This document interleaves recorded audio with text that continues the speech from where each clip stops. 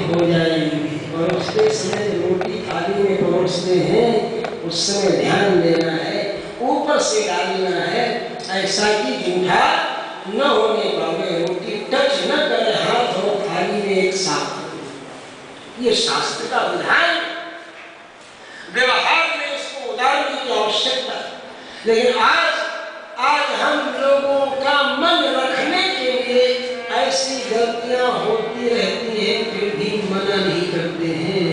ये नहीं कहते कि ऐसा मत करो। ये आप लोगों को आचार की शिक्षा नहीं दी जाती है। अलग से आचार की शिक्षा होनी चाहिए।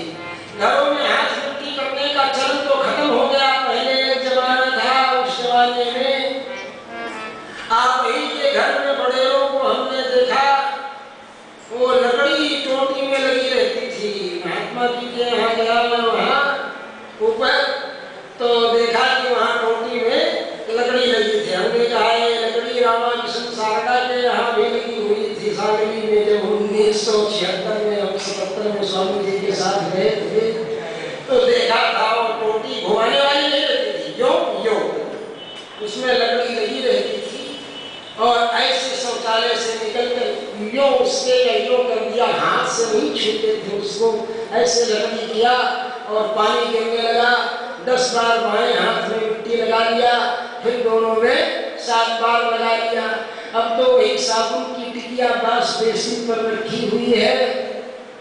आए घर भर के लोग सब वही लैट्रिन से निकले, शौचालय से निकले और उसी बाएं हाथ से ही टोटी खोल दिया जो गंदा है। नहीं, बाएं हाथ से ही टोटी खोल दिया।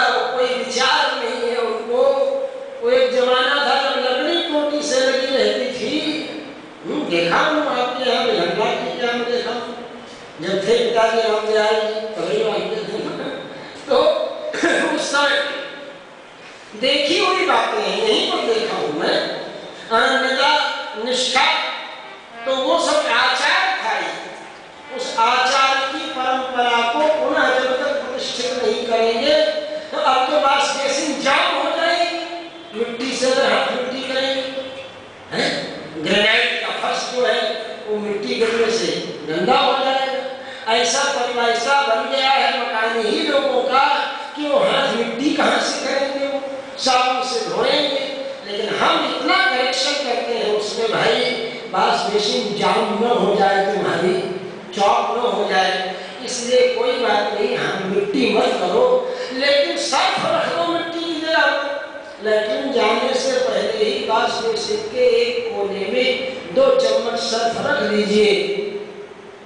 शौचालय से जब बाहर निकलते हैं तो दाहिने हाथ से टोटी घुमाइए और फिर दाहिने हाथ से चुटकी में सर्फ उठाइए कोने से और बाएं हाथ में नल की धार के नीचे बायां हाथ ले जाइए और थोड़ा सा सर्फ छिड़किए उस पर और ऐसे अकेले हाथ को मलिए। ऐसे ही 10 बार कर लीजिए तो इन्वेस्ट हो जाएगा, वो सर्फ भी यूटिलाइज हो जाएगा, खत्म हो जाएगा और दोबारा 7 बार हाथ में लगाओ।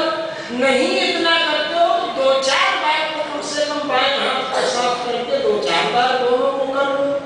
अब तुम वही साबुन की पट्टी पकड़ लिया और एक बार किया और हो गया, शुद्ध हो गया, और उसके बाद मेरा पैर ही छो गया करके कहोगे सामने मैं स्नान करके आ रहा। अरे भाई तू स्नान करके आ रहा है, तेरा कपड़ा भी शुद्ध है कि नहीं क्या पता है?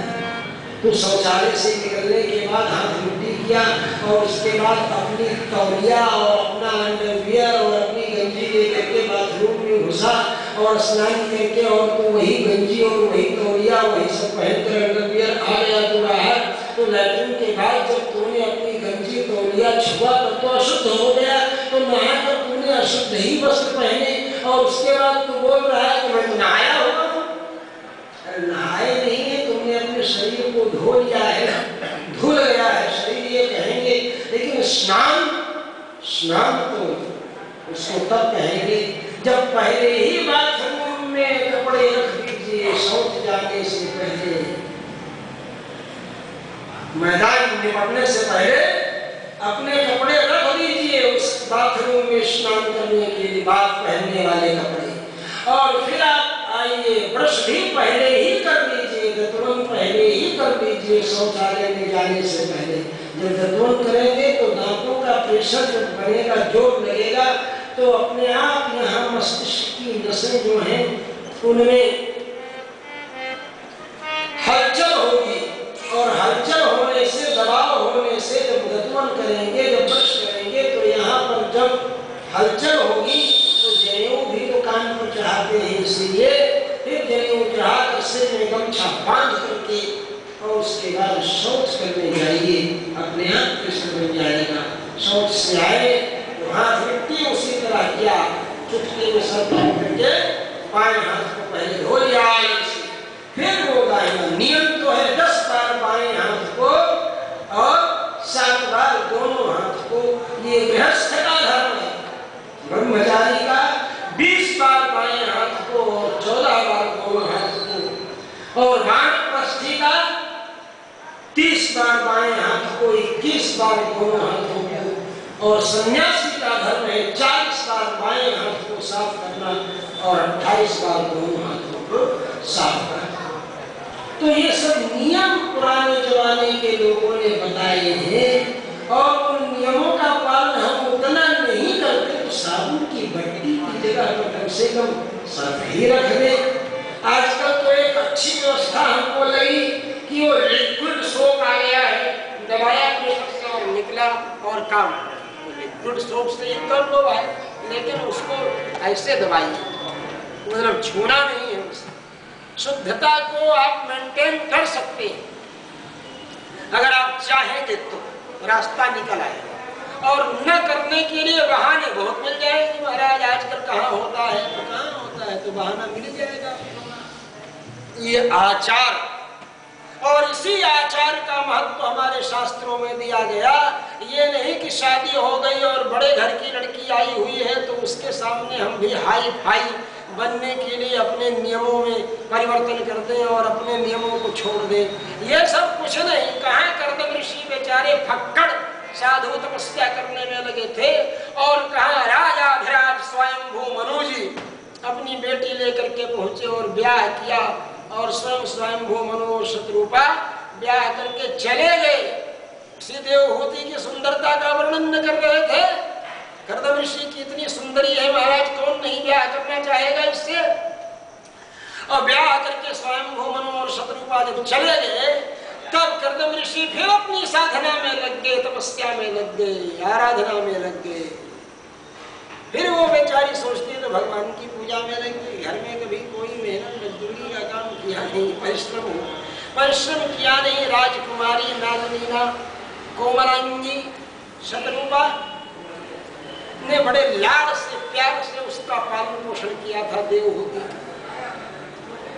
और देवहूति को इतना मानती शत्रुपा, कभी कोई काम करने के लिए बोलती नहीं, इतना लाड। और यहाँ महर्षि के आश्रम में आई तो अब ये पूजा करेंगे तो इनके लिए तुलसी है, पुष्प है, इसको सजा करके रखना, मालाएं बना करके रखना, और पूरी थाली पूजा की सजा करके रख देना। ये अपना हाथ इधर किए तो इनके हाथ में पुष्प पकड़ा देना, तुलसी दे देना। ये ऐसे ही सेवा करते थे और देवहूति की इसी तरह सहयोग करती थी। इन्होंने देवहूति की तरफ नजर उठा करके भी नहीं देखा कि तू कैसी है, अपनी सेवा में भगवान की आराधना में लगे थे। और देवहूति जी बेचारी सारी सामग्रियों की तैयारी करके देती। सालों बीत गया, 1 2 4 दिन नहीं, सालों बीत गए इसी तरह इनको आराधना साधना करते हुए, और इन्होंने आंखें मिला करके देवहूति जी की तरफ देखा भी नहीं, अपनी साधना में लगे रहे। एक दिन इनकी नजर पड़ गई देवहूति जी के ऊपर। देवहूति जी को देखा तो दुबली पतली हो गई थी देवहूति जी परिश्रम करने से। उन्होंने कहा, देवी तुम्हें क्या चाहिए, तुम क्या चाहती हो? देवहूति ने कहा, मैं क्या चाहती हूँ, गृहस्थाश्रम में हम लोगों ने प्रवेश किया है।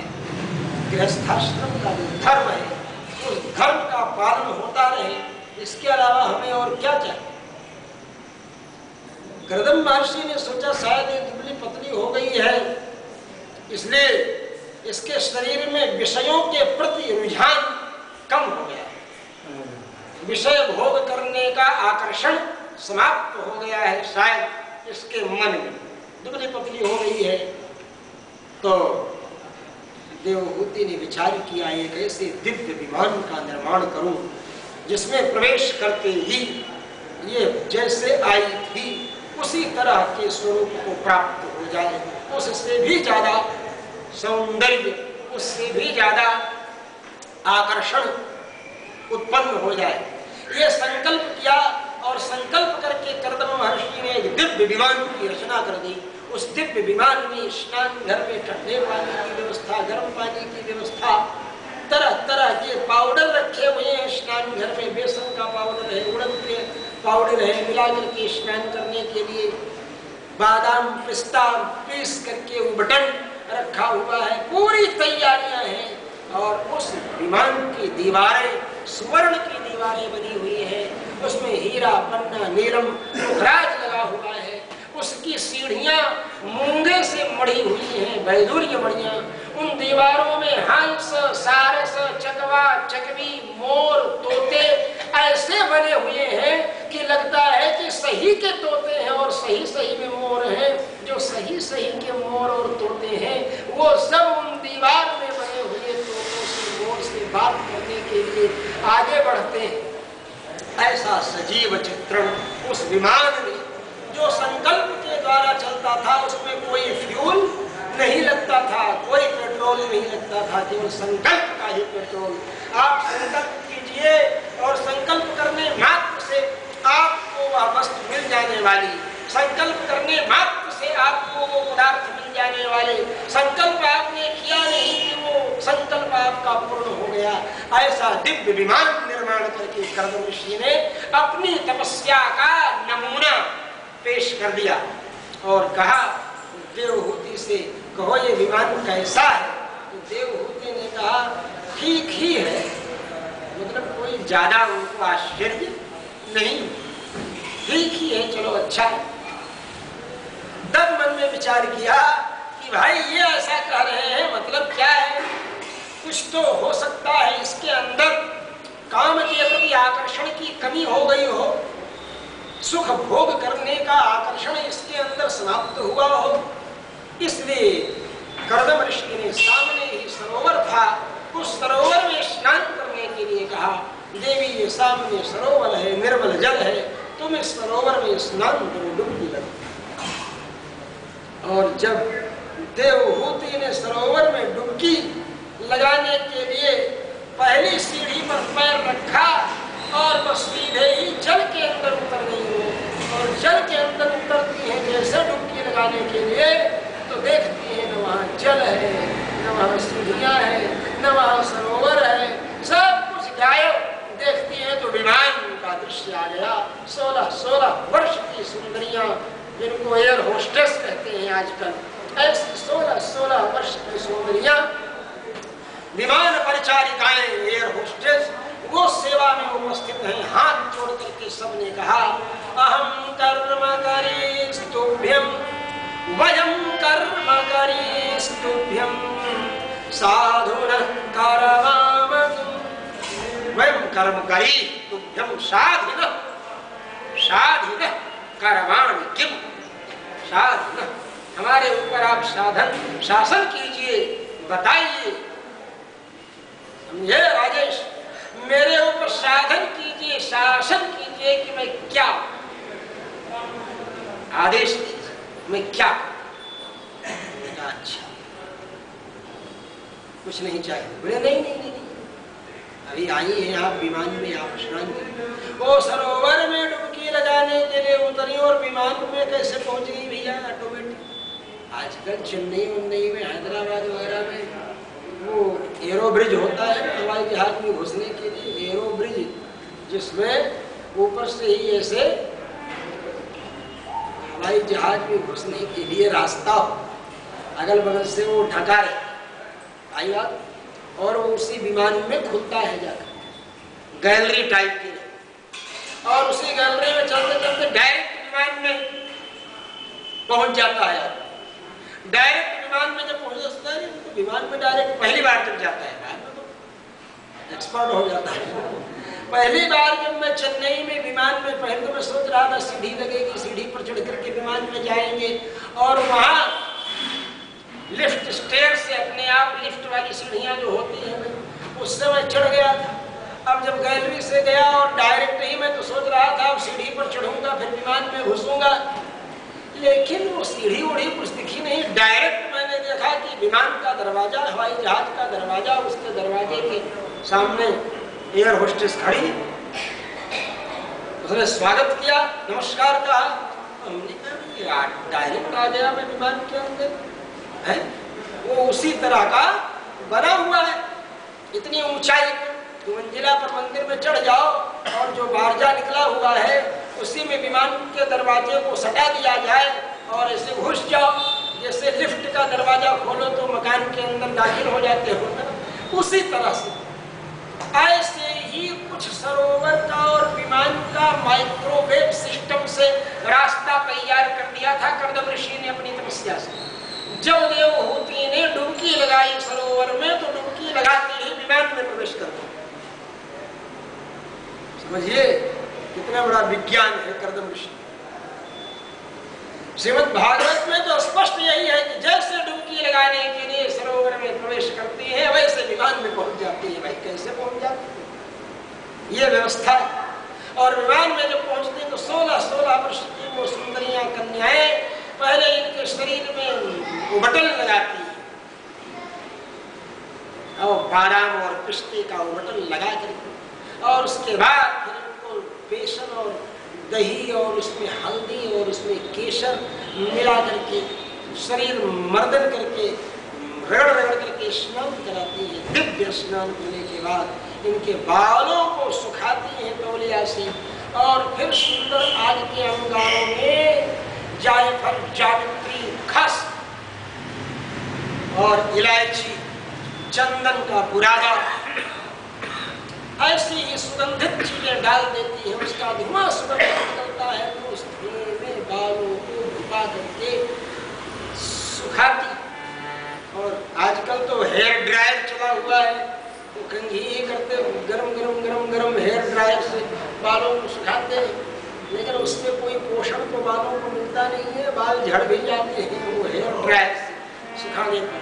सिर में गर्म प्रयोग करने का निषेध है, गर्मी नहीं पहुंचनी चाहिए, सिर में ठंडक पहुंचनी चाहिए, इसलिए ठंडा तेल सिर में आदमी लगाता है। आई बात समझ में? इसलिए पैर गर्म, पेट नरम, सिर ठंडा, वैद्य को मारे डंडा। ये अच्छा, डंडा मत मारो खाली वैद्य को। मतलब ये गुण बतलाया गया कि पैर का तलवा गर्म होना चाहिए, पेट नरम होना चाहिए, कड़ा नहीं होना चाहिए, और सिर को ठंडा होना चाहिए। सिर गर्म होगा तो ठीक नहीं। ऐसे ही जब उनका श्रृंगार कर दिया, वस्त्र पहना दिया, साड़ी पहना दी, श्रृंगार करके सजा दिया, सब कुछ कर दिया, उसके बाद सामने काजू, किशमिश, बादाम, पिस्ता, अखरोट, मुरक्का, चकाचक माल रख दिया खाने के लिए। देख करके देवहूति के मन में आया कि मेरे पति देव ने अभी कुछ ग्रहण किया कि नहीं किया, और ये देखते ही देवहूति को दिखलाई पड़ा कि सामने से कर्दम ऋषि आ रहे। कर्दम महर्षि को देखा, परम नव यौवन युवावस्था से परिपूर्ण कर्दम ऋषि को देखा, देखकर प्रसन्न हुई। देवहूति और कर्दम ऋषि इन दोनों ने जलपान लिया और उसके बाद दिव्य विमान पर बैठ करके प्रस्थान। अब वह विमान चलना प्रारंभ किया। भद्रा सुकेतु मालकुरुवर श्रवण तरह तरह के द्वीपों का भ्रमण करते हुए स्वर्ग के दिव्य नंदनोद्यान में लेकर के विचरण कराया। कहा देखो ये स्वर्ग का हैंगिंग गार्डन, इसको कहते हैं, ये हीवेंस गार्डन है। ऊपर झूलता हुआ आकाश मंडल में स्वर्ग साम्राज्य, वो स्वर्ग का जो बगीचा है हीवेंस गार्डन बोलते हैं ना उसको, वो हीवेंस गार्डन में स्वर्ग के उद्यान में घुमाया। कहा ये नंदनवन है, इस नंदनवन में ये कल्प वृक्ष है, और सारा सौंदर्य दिखलाया स्वर्ग का। और घूमते घूमते विमान से फिर मृत्युलोक की यात्रा करते करते हुए कर्दम ऋषि की गंधमादन पर्वत के ऊपर पहुंचे। गंधमादन पर्वत जिसको आजकल आप लोग बद्री नारायण कहते हैं, वो बद्री नारायण का जो धाम है, नर नारायण पर्वत है, वही गंधमादन पर्वत का मुहाना आई बात समझे मस्तक। तो गंधमादन पर्वत पर जब पहुंचते हैं बद्री नारायण क्षेत्र में कर्दम ऋषि, तो उस समय बड़े बड़े ऋषि मुनींद्र बलात्मा महात्मागण उनके विमान के सामने जाकर खड़े होकर के उनकी स्तुति करने लगते हैं। कर्दम ऋषि ने सोचा ये भी क्या चक्कर है, अपनी पर्सनल लाइफ ही कुछ नहीं है, अपनी पत्नी के साथ में 2 सीटर हेलीकॉप्टर पर बैठ के घूमने के लिए आया था, यहाँ भी ये स्तुति करने वाले ऋषि लोग पहुंच गए हैं। आखिर तो कैबिनेट मिनिस्टर है ना कर्दम ऋषि, ये कैबिनेट में है ना कर्दम ऋषि, इसलिए और कैबिनेट मिनिस्टर है अगर तो पब्लिक प्रॉपर्टी, और पब्लिक प्रॉपर्टी है तो अपना मजा, अपनी जिंदगी का ख्वाब आपको कहाँ मिलने वाला है, आप तो समाज सेवी हो गए। जब कर्दम ऋषि और अपनी पत्नी के साथ पहुंचते हैं बद्री नारायण गंधमादन पर्वत पर, तो ऋषियों ने पहुंचकर उनकी स्तुति प्रारंभ किया। उन्होंने आंखों के इशारे से ऋषियों को आशीर्वाद दिया और फिर देवहूति से वार्ता में लग गए। उन्होंने सोचा वे देवहूति के समय, अरे देवहूति ने वर्षों हमारी सेवा की, इससे बात भी मैं नहीं कर पाया ब्याह के बाद, अब तो इसको समय दिया हूँ घुमाने के लिए, तो अभी तो इससे बातें करनी चाहिए। यह सोच करके देवहूति से वार्ता करने लगे। ऐसे घूमते घूमते विचरण करते हुए और रमण करते हुए, भ्रमण और रमण करते हुए 100 साल बीत गए। कितना समय बीत गया? 100 साल। कल एक बैटरी का इंतजाम कर दीजिएगा, 12 वोल्ट बैटरी माइक, ऐसे तो हम बोल देंगे कुछ भी बोल देंगे लेकिन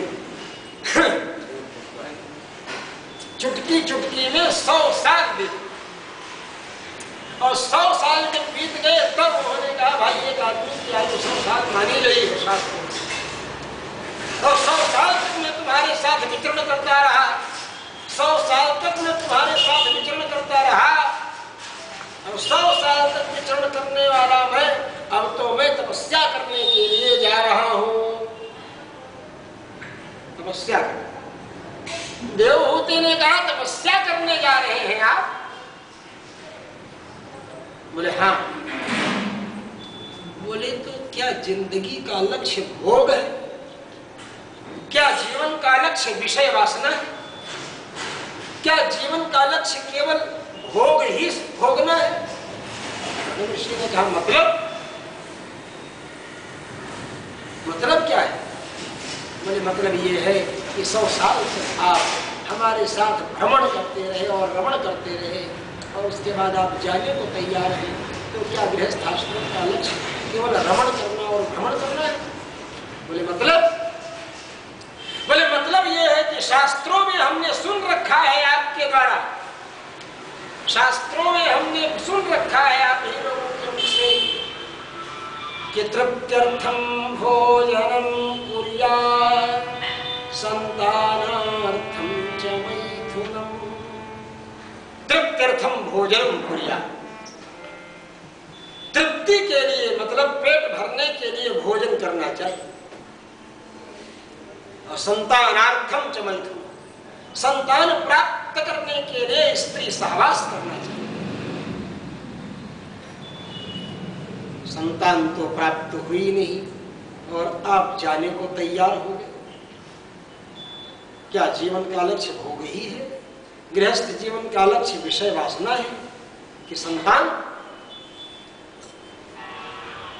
देवहूति ने मन में सोचा मेरी पत्नी कितनी विदुषी, शास्त्र की बातें बोल रही, शास्त्र की बातें बोल करके अगर किसी को आप रोकेंगे तो शास्त्र के अनुसार चलने वाला प्राणी तो रुक जाएगा ना।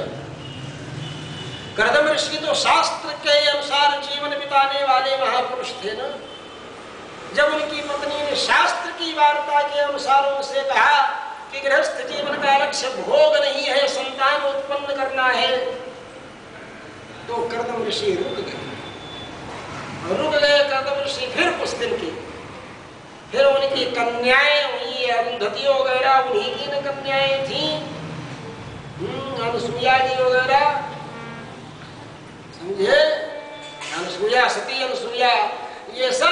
ऋषि की छोरी है। आई बात समझ लो, जितने भी मरीचि, अत्रि, अंगिरा, पुलस्त, पुला, क्रतु, भृगु, वशिष्ठ, दक्ष, ये इनकी जो पत्नी है, प्रधान पत्नी, वो कर्दम ऋषि की ही बेटा। आई बात समझ में? तो इन्होंने 9 कन्याओं को उत्पन्न किया, 9 बेटियां। धीरे धीरे, एक ही दिन नहीं पैदा किया, धीरे धीरे धीरे धीरे क्रमशः 9 बेटियों के बाप हो गए कर्दम ऋषि। आप आज पहली बेटी हुई तो दूसरे में ही अपना अल्ट्रा वायलेट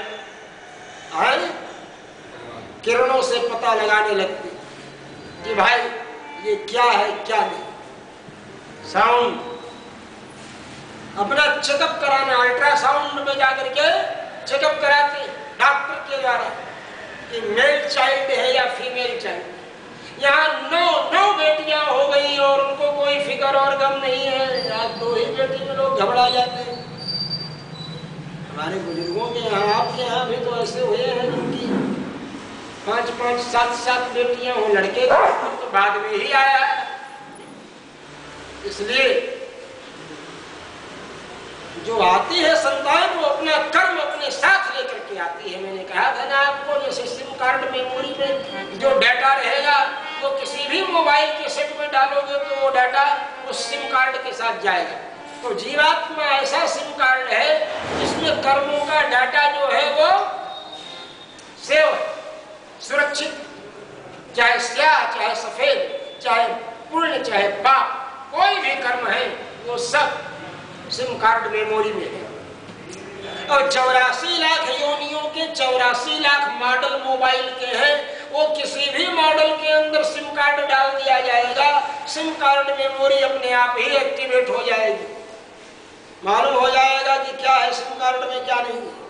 ऐसे ही प्रत्येक प्राणी के कर्मों की मेमोरी जो है सिम कार्ड में जीवात्मा के साथ है चस्पा, जिसके अनुसार व्यक्ति जीवन लेता है और वह उसी कर्म के अनुसार आकार प्राप्त करता है। यही कारण है कि जुड़वा बेटे भी जो होते हैं, एक गर्भ से जुड़वा बच्चे जो होते हैं, उनमें भी कोई न कोई डिफरेंट रहता है, कुछ न कुछ अंतर जरूर। इसलिए बता रहा हूं क्योंकि कर्म उनके बहुत कुछ समान है, लेकिन कुछ परसेंट कर्म उनके अलग, जिसके कारण उनके परिवर्तन। एक ही बाप की संतान 5 है, माँ भी एक ही है, बाप भी एक ही है, लेकिन रूप, रंग, कद, काठी ये अलग अलग। क्यों? क्योंकि उनके कर्म उनके साथ जुड़े। प्रत्येक व्यक्ति के कर्म समान हो सकते हैं लेकिन एक नहीं। यही आप कथा सुन रहे हैं, सभी लोग मिल करके कथा सुन रहे हैं, समान कर्म कर रहे हैं, लेकिन कथा सुनने का कर्म सब लोग कर रहे हैं, फिर भी इस कर्म में भी आपके और इनके कर्म में अंतर है। आप तो कथा सुन रहे हैं एकाग्रचित्त होकर के, लेकिन आपके पीछे बैठे हुए लोग जम्हाई ले रहे हैं, उनके पीछे बैठे लोग झपकी ही ले रहे हैं, उनसे पीछे बैठे लोग बत्ती बना रहे हैं। तो कोई बिना बत्ती बनाए हुए कथा सुन रहा है, कोई बत्ती बनाते हुए कथा सुन रहा है, कोई कथा सुनते समय विचार कर रहा है स्वामी जी अब तो 11:30 बजे के बाद ही कथा खत्म करेंगे, अभी तो 11:30 बजे तक का टाइम छपा हुआ है, तो बैठना ही पड़ेगा, थकान आ रही है, थोड़ा देर में ही आए होते तो अच्छा था। मतलब कुछ लोग कथा सुनने में लगे हैं, कुछ लोग सोचने में लगे हैं। हर व्यक्ति का चिंतन अलग अलग है। कथा सुनते समय भी कथा सुनना रूपी कर्म सब लोग एक साथ कर रहे हैं, समान कर्म सब लोग मिलकर के कर रहे हैं, लेकिन समान कर्म करते हुए भी लोगों के कर्म में फर्क है, अंतर है। किसी के मन में कोई धारा चल रही है और किसी के मन में कोई धारा चल रही है। इसलिए समान कर्म होने के कारण एक ही माँ बाप के गर्भ से आप पैदा हो गए, भाई भाई हो गए 5 आदमी, लेकिन उस कर्म की समानता के साथ भी अंतर था मन के चिंतन के विषय में। इसीलिए सबका रूप, रंग, कद, काठी, भाग की भी अपना अपना अलग है, सगे भाई हैं, बाप दादों के बड़ेरों की संपत्ति में तो बराबर हिस्सा मिलेगा, लेकिन भाई तेज है व्यापार में तो व्यापार बिजनेस और तगड़ा बढ़ा लेगा, बड़ा भाई दरिद्र का दरिद्र रह जाएगा, छोटा भाई अरबपति खरबपति बन जाएगा बिजनेस करके। कैसे बन जाता है? क्योंकि उन सब लोगों के कर्म उन सब लोगों के साथ जुड़े। यही कर्म का रहस्य, इसी कर्म के रहस्य को समझाने की बातें जो है वह 9 पुत्रियों के उत्पन्न होने के बाद जब जाने को तैयार हुए कर्दम ऋषि, तब देवहूति ने कहा महाराज इन बेटियों का ब्याह मैं घूम घूम करके करूंगी क्या?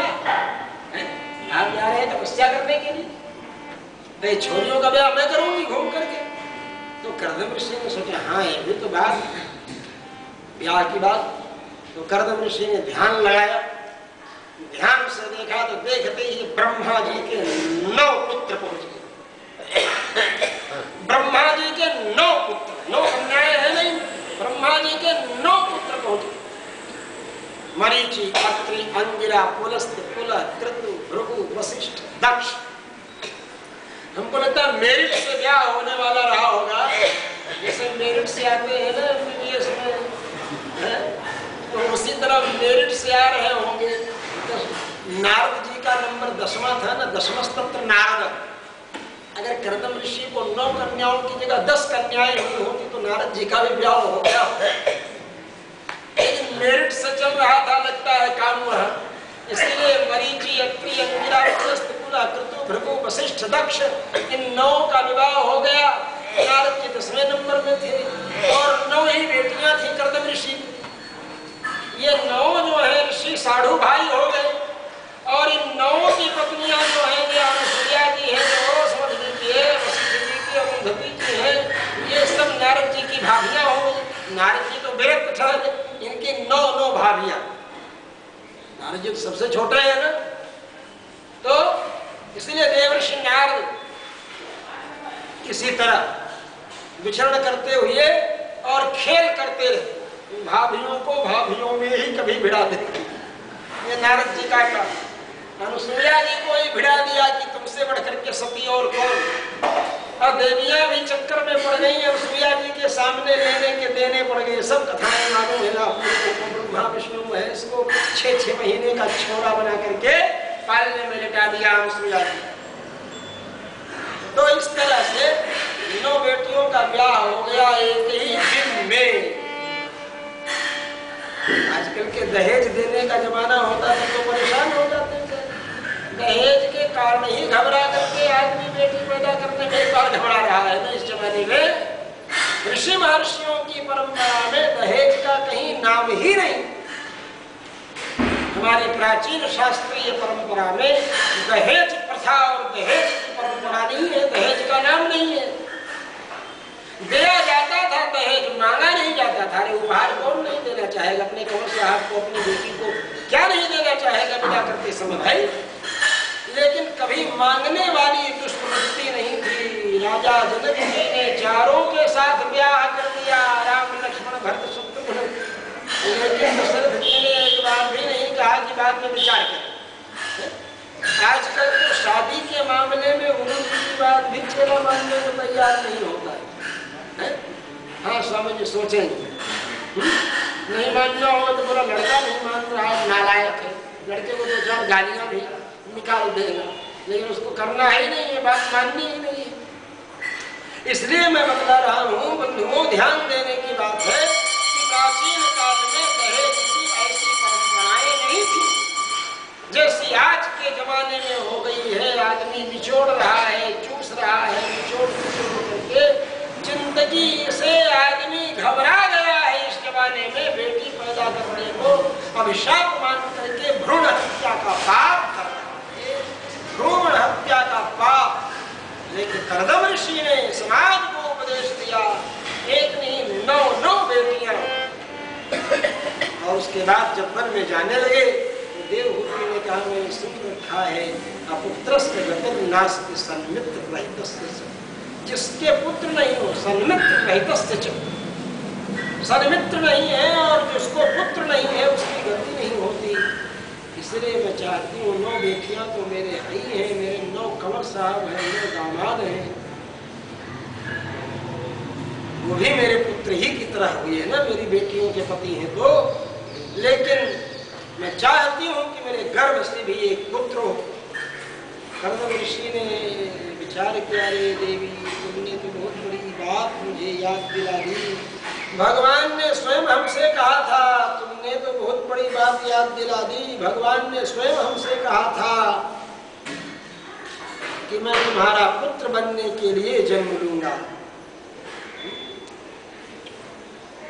तुम्हें बाप बनाऊंगा मैं। भगवान ने हमसे कहा था मैं तुम्हारे घर में पुत्र बनकर के जन्म लूंगा, अवतार लूंगा। तो समय आ गया, बड़ा अच्छा हुआ तूने याद दिला दिया। अब मैं नहीं जाऊंगा अभी तपस्या करने, घर में ही रहूंगा।